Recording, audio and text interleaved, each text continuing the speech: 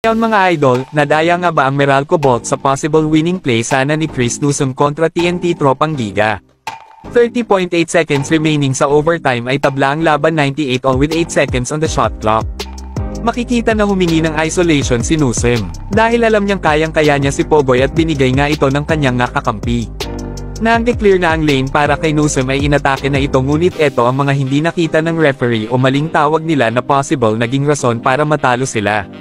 Makikita dito na natapos na ang tira ni Newsome at hindi tumawag ng anumang call itong center referee, pero dahil ang coach at staff ng Meralco ay nagtila referees ay mukhang na-pressure ito at biglang tumawag ng late call ngunit hindi panig sa Meralco kundi sa TNT. Tumawag ito ng offensive foul dahil sa extension of foot daw ni Chris Newsome pero mukhang hindi naman nataman si Pogoy at kasama lang ito sa motion ng kanyang pagtira. Pero bago yan ay may nakita na ang mga taga Meralco na paghila ni Pogoy sa jersey ni Newsome na enough reason na sana para tawagan ito ng defensive foul but the center referee missed it. Yun naman pala ang nakita ng Meralco bench kaya nag-ala referees lahat sila dahil sa paghila na kanilang nakita. Makikita naman sa reaksyon ni Chris Newsome ang pagkadismaya matapos hindi tinawagan ng defensive foul bagkus na offensive pa ito.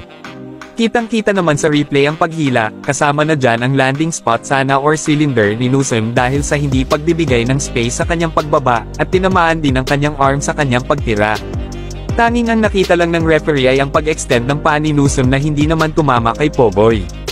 Humingi ng coaches challenge ang Meralco pero hindi pa rin naitama ng referees ang tawag.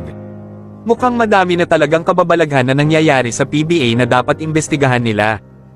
Meron pong sipa sa paa si Newsome against Pogoy. Naging rason nga ito para matalo ang Meralco matapos may pasok ni Ray na batak ang kanyang winning shot.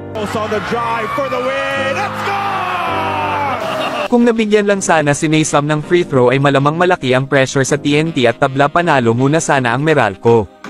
Ikaw idol, anong masasabi mo sa bagong issue na ito?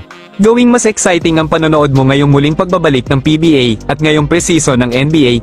Isama mo pa dyan ang bakbakang playoff sa MPBL, i-click mo na yung link ko na nasa aking comment section para ikaw ay makapag-register at maaaring makakuha ng up to 7,700 pesos sa first deposit mo.